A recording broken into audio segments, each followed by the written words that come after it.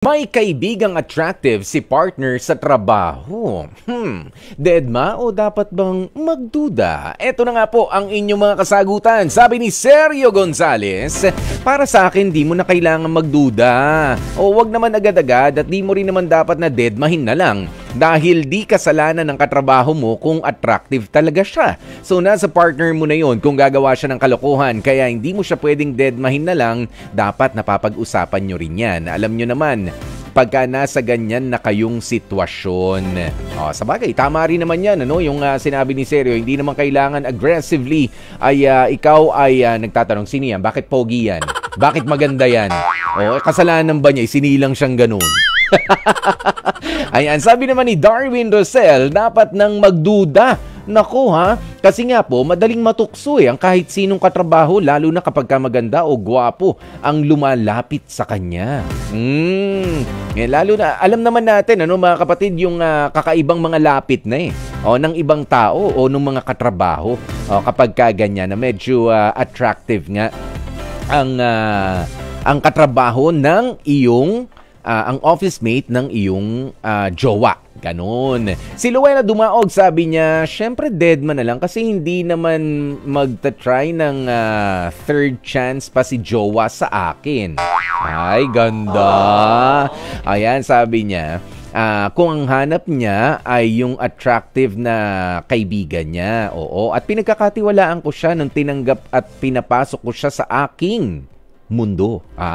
Kaya tiwala ako sa boyfriend ko ngayon. Ayan, good luck Luella sa ngayon. Hindi, pero totoo yan.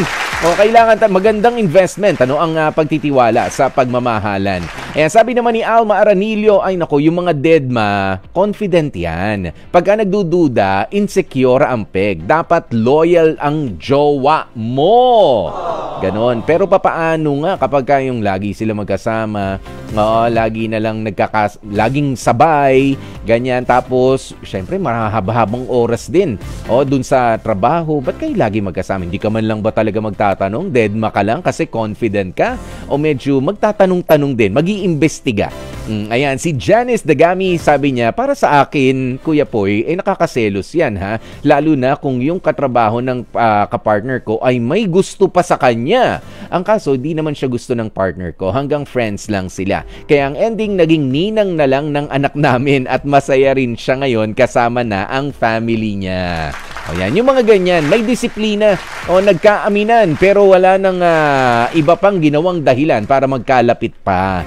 Ayan, si Sunshine Tolentino, sabi niya, Kuya Poy, if you really trust your partner, secure ka dapat sa pagmamahal ng partner mo. Kahit pa nagagandahan o kaya ay nagagwapuhan pa ang mga katrabaho niya, ayan, deadma lang. And I'm sure, not because they are good looking, di naman po lahat ay pumapatol sa mga taong committed na. Kaya respect and trust is very important sa isang relationship.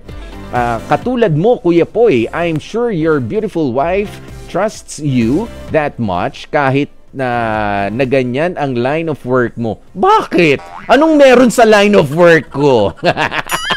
Yeah, exposed. Exposed, ganyan. Ano to? Ayan, kasi nga, puro magaganda and I know people around you respect you and your beautiful wife. Thank you! Ang sweet naman yan, Sunshine Tolentino. Ayan, pero wag tayong pakakasigurado. Hindi, joke lang. Ayan. Eto, meron na raw mga nag-overthink ng dahil sa love question of the day. Sabi ni Gail Enriquez ngayon. Nga, may itsura nga si yung lagi mong kasama, gwapo nga yun, Bakit ganon? Ayan, sabi ni Olive Enriquez, hindi naman dapat na pagdudahan kung attractive ang co-worker ng partner. Kung wala namang nakikitang motibo yung guy o di naman nagbabago yung partner mo. Ayan, trust lang.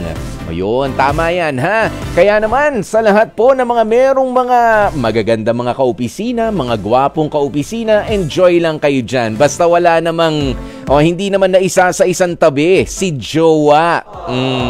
After all, sabi nga, alam mo naman kung bakit ka nandyan sa trabaho mo para lang maghanap buhay. 'Di ba? Hindi naman para makipaglandian pa. At magdagdag ng mapagkakagastusan pa. Ayan, pero sige, basta disiplina lang, pagtitiwala, wag ding mawawala po yan. Yan ang mga pinaka-importante. O, kahit pa nga saan magsusuot, saan pa magtrabaho ang inyong mga jowa.